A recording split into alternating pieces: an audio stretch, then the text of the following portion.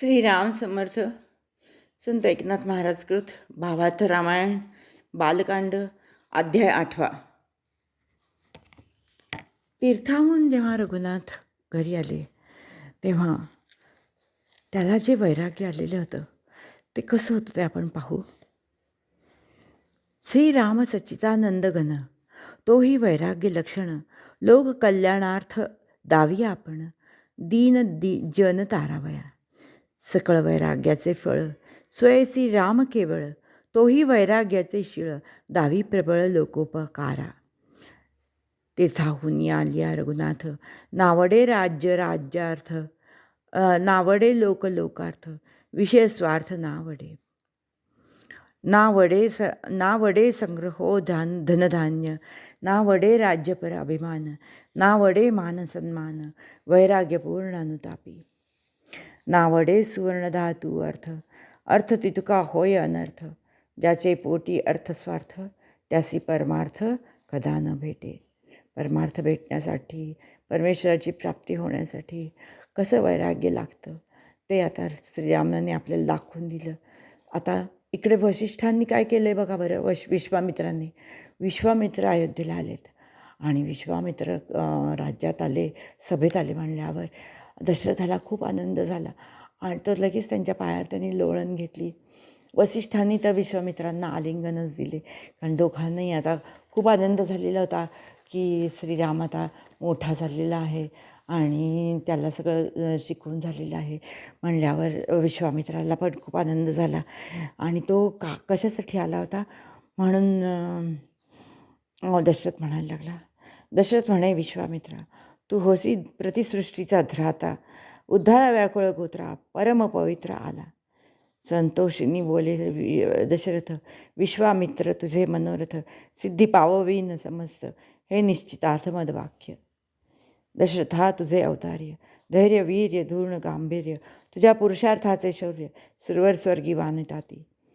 तुला दशरथा तुझ्याकडे इतकं शौर्य आहे, इतकं सगळं आहे, त्याच्यामुळे मी तुझ्यासाठी इथे रामासाठीच मागायला मी इथे आलेलं आहे. गायत्री मंत्रकृत कार्या विश्वामित्रा ऋषीवर्या तू आलासी कोण कार्या महाधैर्या मज सांग. ह्या गायत्री मंत्राचा जो रचयिता आहे विश्वामित्र, तो कशासाठी आला आहे ते दशरथ विचारतो.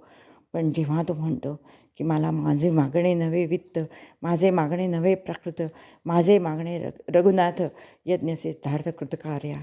यज्ञ आमचे सिद्ध होण्यासाठी राक्षस खूप आम्हाला त्रास देत आहेत आणि त्या राक्षसांचा नायनाट करण्यासाठी आम्हाला रघुवीर बनात हवा आहे, जो आमचे सगळं व्रत सर्व यज्ञ आमचे पूर्ण करू शकेल आणि मग आम्हाला शांती मिळू शकेल.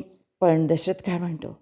दशरथ म्हणतो, तू काहीही माग, पण मला तू रघुनाथ राम मात्र मागू नको, कारण मी केवळ पुत्रकृपण श्रीराम माझे निधान, मी राम राम केवळ जीवन, तो न देणवे राक्षस भक्षका. तू म्हणतो राक्षसांचा नायनाट, विश्वामित्रांना म्हणतो तू राक्षसांचा नायनाट करण्यासाठी श्रीरामाला मागून घेतोयस, पण त्या राक्षसांच्या मुखीत जर का तो पडला तर मी काय करू? राक्षस केवळ बाळ आहे, लहान बाळ आहे, त्याला नाही येत काही, आणि त्याचं तो कसं काय युद्ध करणार आणि तो कसं काय राक्षसांचा नायनाट करणार, आणि राक्षसांनी त्याला खाल्ले मग. हे ऐकून तर विश्वामित्र खूपच रागवला, खूप क्रोधित झाला आणि तो म्हणला, काय हे तू काय मी मागतोय आणि तुला ते देता येत नाही आहे? हे काय तुझ्या सूर्यवंशाचं काय हे चांगलं चिन्ह आहे का? हरिश्चंद्रांनी काय केलं? स्वप्नात जे दान दिलं होतं ते जागृतावस्थेत पूर्ण केलं. शिबिराजांनी काय केलं? कबुतराचा प्राण जो शरण आला होता त्याचे प्राण वाचवण्यासाठी गिधाराला स्वतःचे मांस काढून दिले. याच वंशात मुचकुंद पण आहे, ज्याने इंद्राला सहाय्य केले आणि तिथे दारुण युद्ध केले आणि त्याला तारून नेले.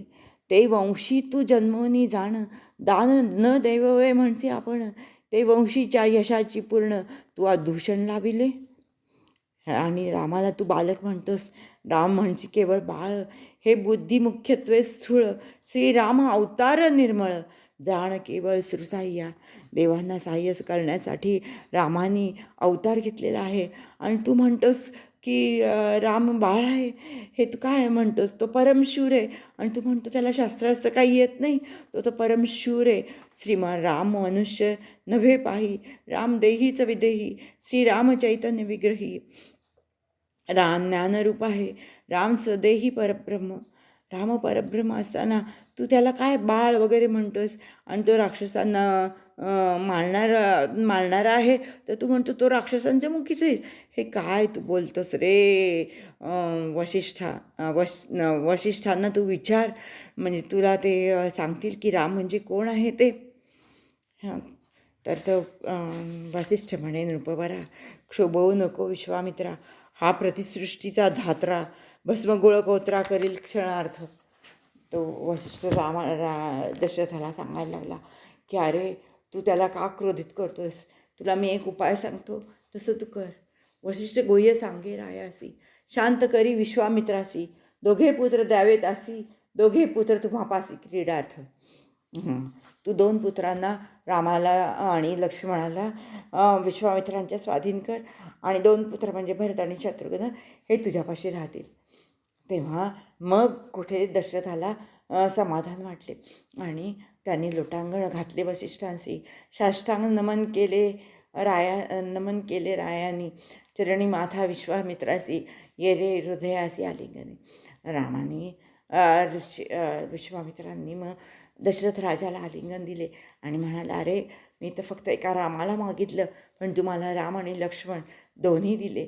त्याच्यामुळे मला खूप आनंद होत आहे. आणि मी आता रामाला राक्षसांच्या खंदनासाठी घेऊन जातो. हा अध्याय इथेच संपला. 8वा अध्याय इथेच संपला. श्रीराम जय राम जय जय राम. श्रीराम जय राम जय जय राम. श्रीराम जय राम जय जय राम. जय जय रघुवीर समर्थ. श्रीराम समर्थ.